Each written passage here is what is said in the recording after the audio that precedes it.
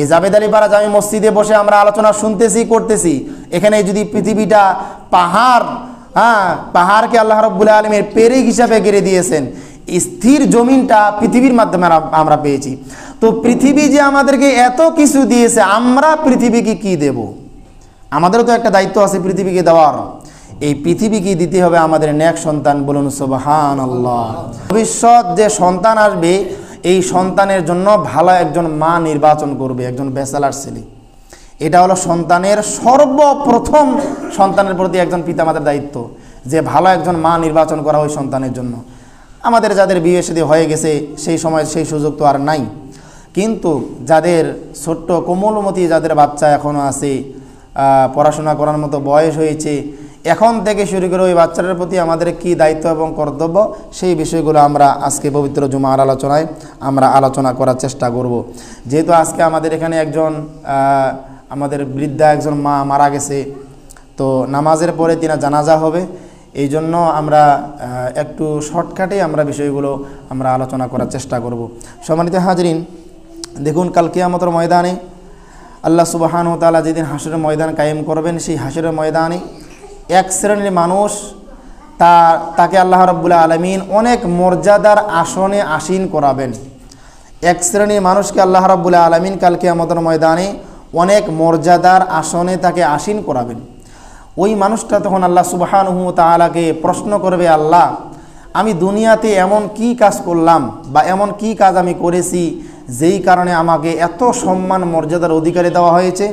আল্লাহ রাব্বুল আলামিন ওই বান্দাকে খেয়াল করে দেবেন, ওই বান্দাকে বলবেন যে দুনিয়ার ভিতরে তুমি নেক সন্তান রেখে এসেছো, ওই নেক সন্তানের দোয়ার বদৌলতে কিয়ামতের ময়দানে আজকে তোমাকে আমি এত সুন্দর মর্যাদার আসনে আসীন করেছি। বলুন সুবহানাল্লাহ।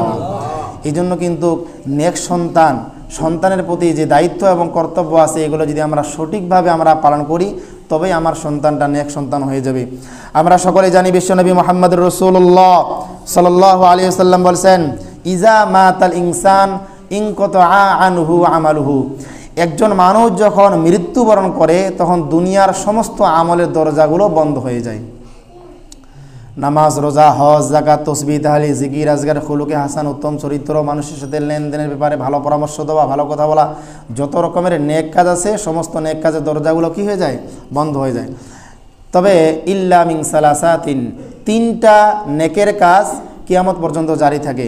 এই তিনটা নেকের কাজের ভিতরে ইল্লা সদাকাতিন জারিয়াতিন, যদি সদকায়ে জারিয়ার কাজ কেউ করে, মসজিদ, মাদ্রাসা, এতিমখানা, লিল্লা বোর্ডিং এবং মানুষের উন্নয়নের জন্য, সামাজিক উন্নয়নের জন্য কোনো মানুষ যদি কোনো কিছু কাজ করে, এই কাজটা, ওই কাজ থেকে যতদিন মানুষ উপকৃত হবে ততদিন কিয়ামত পর্যন্ত ওই ব্যক্তির কবরের ভিতরে সওয়াব পৌঁছতে থাকবে। আর 2 নম্বরে হলো আও ইলমিন ইনতাফাউ বিহি, যদি কোনো মানুষ এমন ইলম অর্জন করেছে যেই ইলমের দ্বারা অন্য মানুষ উপকৃত হচ্ছে। একজন মানুষ ইলম শিখছে, ওই এলেমটা আরেকজনকে শিক্ষা দিয়েছে। একজন মানুষকে আল্লাহ রাব্বুল আলামিন এলেম দান করেছেন, ওই এলেমের বদৌলতে সে বই লিখে গেছে। এই বই, এই এলেম যতদিন পৃথিবীতে বিরাজমান থাকবে ততদিন তার কবরের ভিতরে সওয়াব পৌঁছতে থাকবে। আর 4 নম্বরে হলো আও ওয়ালাদিন সালিহিন ইয়াদউ লা, দুনিয়ার ভিতরে নেক সন্তান, যার দুনিয়ার ভিতরে নেক সন্তান রেখে গেছে। এই নেক সন্তান পিতামাতার মৃত্যুর পরে পিতামাতার জন্য যখন হাত তুলে দোয়া করবে, রব্বির হামহুমা কামা রব্বায়ানি সগীরা, হে আল্লাহ আমার পিতামাতা আমার ছোটোবেলায়, আমার শৈশবকালে যেভাবে আমাকে লালন পালন করেছে, আল্লাহ তুমি কবরে তাদেরকে সেভাবে লালন পালন করিও। এই যে সন্তান, নেক সন্তান পিতামাতার জন্য দোয়া করবে, এই 3টা আমলের দরজা কিয়ামত পর্যন্ত আপনার কবরের ভিতরে খোলা থাকবে।